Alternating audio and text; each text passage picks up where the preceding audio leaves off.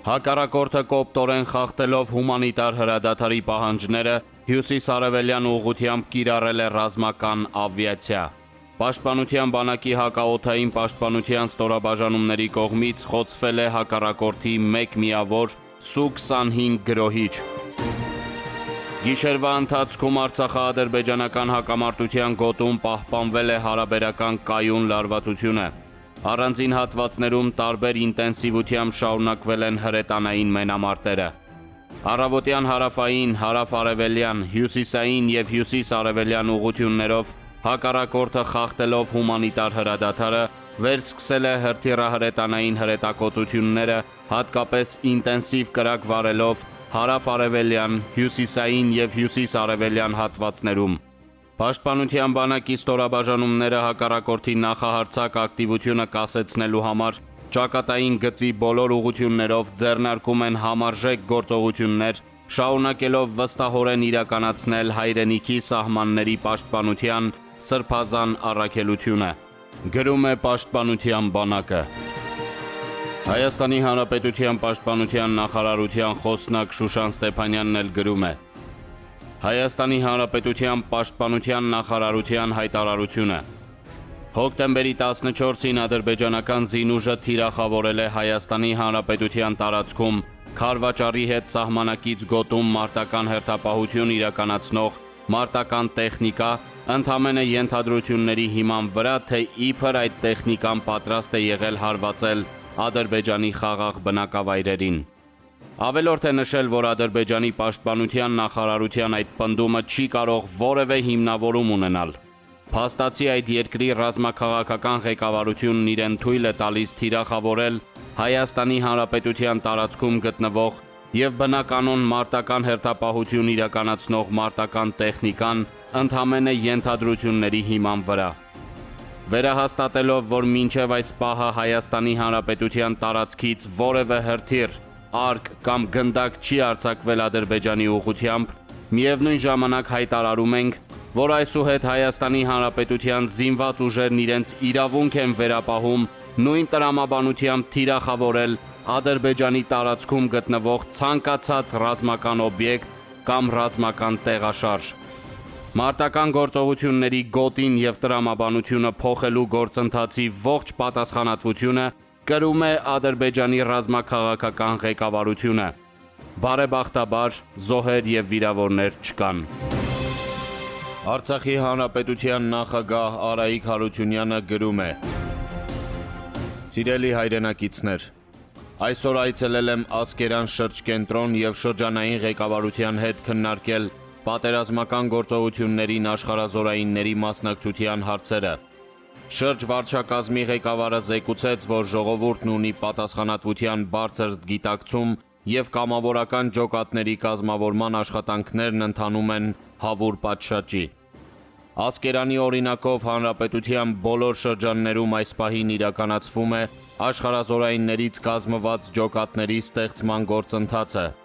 Առաջիկա ժամերի և օրերի ընթացքում պաշտպանության բանակը կհամալրվի պատերազմի և զինվորական արհեստավարժ ծառայության հարուստ փորձ ու գիտելիքներ ունեցող մեր քաղաքացիներով, որոնց մասնակցությունը, համոզված եմ, էականորեն նպաստելու է մարտի դաշտում իրականացվող մեր զորքերի գործողությունների արդյունավետության բարձրացմանը։ Ըստ սիրիական աղբյուրների Թուրքիայի կողմից հավաքագրված և Ադրբեջան ուղարկված ահաբեկիչներից 119-ը ոչնչացվել են, որից 78-ի դիակները Թուրքիան արդեն փոխադրել է Սիրիա, իսկ մնացածին դեռ չեն կարողանում հանել ռազմական գոտուց։ Թուրքիան արդեն մեծ խնդիր ունի Սիրիայից ահաբեկիչների հավաքագրման հետ, քանի որ մեծ դերակատարություն ունի կրոնական գործոնը։ Այժմ ահաբեկիչներին ասում են, որ իրենք ոչ թե գնալու են Ադրբեջան և կռվեն հայերի դեմ, այլ գնալու են Ադրբեջան և պահպանեն նավթամուղիները, նավթահորերը և այլն։ Ակնհայտորեն Թուրքիան ստում է և այժմ կրկին ըստ սիրիական աղբյուրների պայմանավորվածություններ է ձեռք բերում Սուլթան Մուրադ և Ալ-Համզատ դիվիզիա ահաբեկչական խմբավորումների հետ, որպեսզի ահաբեկիչներ կրկին Ադրբեջան տանի։ Խնդրում եմ, վերջ տվեք անհատական հերոսացմանը, բոլորն էլ անմահացան և անմահանում են հանուն բոլորիս, հանուն հաղթանակած Հայաստանի։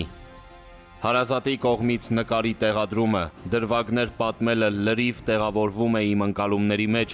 բայց որ արդեն անցնում եք մեկ կերպարի հերոսացման գործին, արդեն վիրավորական է։ Փառք ու պատիվ ձեզ, անմահացած հերոսներ։ Խոնարհվում եմ ձեր առջև, հերոսածին մայրեր։ Գրում է ռազմական փորձագետ, թուրքագետ Կարեն Հովհաննիսյանը։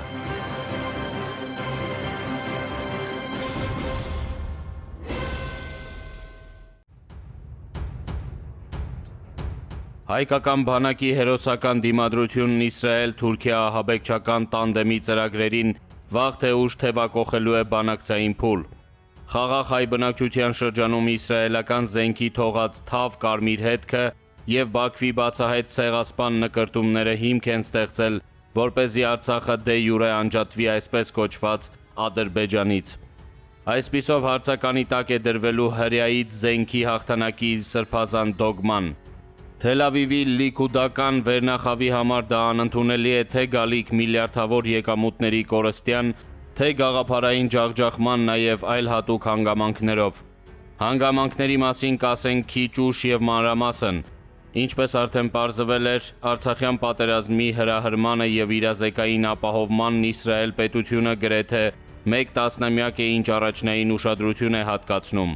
Մասնավորապես ուժգին է այդ երկրի հակահայ քարոզչությունը Ռուսաստանում։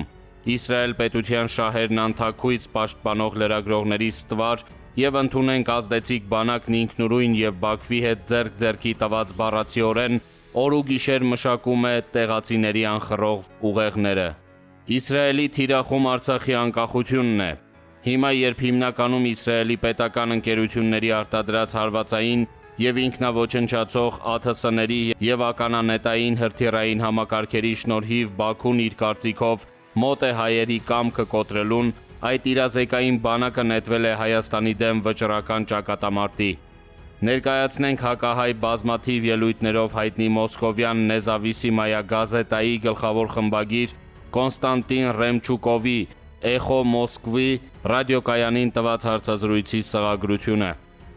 Կոնստանտին Ռեմչուկով. Վերջին մի քանի տասնամյակների ընթացքում այս հակամարտության մեջ նորն այն էր, որ Ադրբեջանը վճռական է լուծելու այդ խնդիրը։ Հետևաբար Ադրբեջանը մտավ այս հակամարտություն, որպեսզի վերադարձնի այդ տարածքները։ Եվ նա այդ խնդիրը լուծում է ռազմական ճանապարհով, Հայաստանը ճանաչի դա թե ոչ։ Եվ մերոնք ռուս պաշտոնյաներն իհարկե ծանր վիճակում են, քանի որ Փաշինյանը խոսում է ամբողջ աշխարհի հետ ազգի ինքնորոշման սուրբ իրավունքի մասին, իսկ ադրբեջանցիները խոսում են տարածքային ամբողջականության սուրբ իրավունքի մասին։ Սրանք բացարձակապես նույն փաստարկներն են, որոնք մենք օգտագործել ենք Ղրիմում և Կոսովոյում։ Եթե մենք գործում ենք Ղրիմի տրամաբանությամբ, ապա այստեղ Արցախում պարզ չէ, թե ով ունի այդ ինքնորոշման իրավունքը, հաշվի առնելով Ղարաբաղից 1 միլիոն փախստականներին, որոնք գտնվում են Ադրբեջանում։ Հետևաբար ասում եմ, այստեղ նույնիսկ խոսք չի կարող լինել այս ինքնորոշման մասին։ Ալիևը հարցն արդեն լուծեց բռնի կերպով, և խնդիրը կարծում եմ բոլորի առջև է ծառանալու՝ ֆրանսիացիների, ամերիկացիների, ռուսների, որպեսզի համոզեն Փաշինյանին, որ այս պահի դրությամբ վերջ, այդպես է։ Կարելի է և չմեկնաբանել Ռեմչուկովի հուսահատ հիստերիան, սակայն հարկ է պարզաբանել Իսրայելին հուզող հատուկ հանգամանքները։ Առաջինը, հայերի սպանություններից առաջացող բազմամիլիարդ եկամուտներն են, և սպանել խաղաղ բնակչությանը, հարվածել հայերի կրոնական պաշտամունքի օբյեկտին և միաժամանակ պատերազմում միջազգայինորեն հաղթած ճանաչվել, ահա Իսրայելի բաղձալի բանաձևը։ Բանաձևի վերջին բաժնի բացակայության այն է Արցախի անկախության դեպքում իսրայելական զենքը պարտված է լինելու։ Կամ հաղթում ես Արցախին, կամ պարտվում։ Ընկնելու է զենքի վարկը, չեղարկվելու են նորանոր միլիարդ ամերիկյան դոլարների սպասված գործարքները։ Երկրորդ, ԱՄՆ ֆինանսական հետախուզության փաստաթղթերի արտահոսքի շնորհիվ պարզվել է, որ Իսրայել պետությունը սպառազինության գործարքների նվազագույնը 10%-ի չափով ատկատ է տրամադրել Ալիևին և դրանից էլ մի մաս հատկացրել կեղտոտ գնահատվող գործարքները ծածկող ռուսական մի բանկի, որի բաժնետեր է Վլադիմիր Պուտինի մերձագույն զինակից, ռուսական սպառազինության գլխավոր վաճառական Ռոստեղ Ռոսվորուժենիե կորպորացիայի ղեկավար Սերգեյ Չեմեզովի տիկինը։ Միայն Բաքվի հաղթանակը կարող է ծածկել Թել Ավիվ-Բաքու-Մոսկվա կոռուպցիոն վերնախավային ցանցի իրական մասշտաբները։ Ռեմչուկով, հետևաբար ասում եմ, այստեղ նույնիսկ խոսք լինել չի կարող այս ինքնորոշման մասին։ Երրորդ, Թուրքիայի թիկունքում Իսրայելը վարում է իր աշխարհաքաղաքական խաղը, որն ուղղված է ոչ միայն Հայաստանի, այլև մեծապես Իրանի դեմ։ Բաքվի հաղթանակը Թել Ավիվի մտահղացմամբ պետք է առաջացնի ադրբեջանական տարի ապստամբություն Իրանի հյուսիսային շրջաններում։ Այսպիսով Բենյամին Նեթանյահուի եւ արբանյակների լիկուդական գաղափարախոսության շրջանակներում վճռական պարտության են ենթարկվելու հրեա ազգի քաղաքակրթական միակ հազարամյա ախոյանները, հայերն ու պարսիկները։ Հայերի հանդեպ խորագույն հոգեբանական բարդույթը, որի արմատները ձգվում են մինչև Տիգրան Մեծի կողմից Երուսաղեմի գրավումը եւ ավելի վաղ ժամանակներ, հիրավի տարել է Բիբի Նեթանյահուի հանգիստը։ Ինչպես համոզվում ենք, հանգամանքներն ավելի քան լուրջ են, տարածվելով գռեհիկ 30 դահեկանից մինչև ազգային իդեաֆիքս։ Իրազեկային պատերազմի ասպարեզ նետված Ռեմչուկովների ջղաձգումները հիմնավոր են եւ ծայրաստիճան վտանգավոր։ Դարմանը պարզ է եւ թանկարժեք հայի խելք, կորով եւ միասնություն։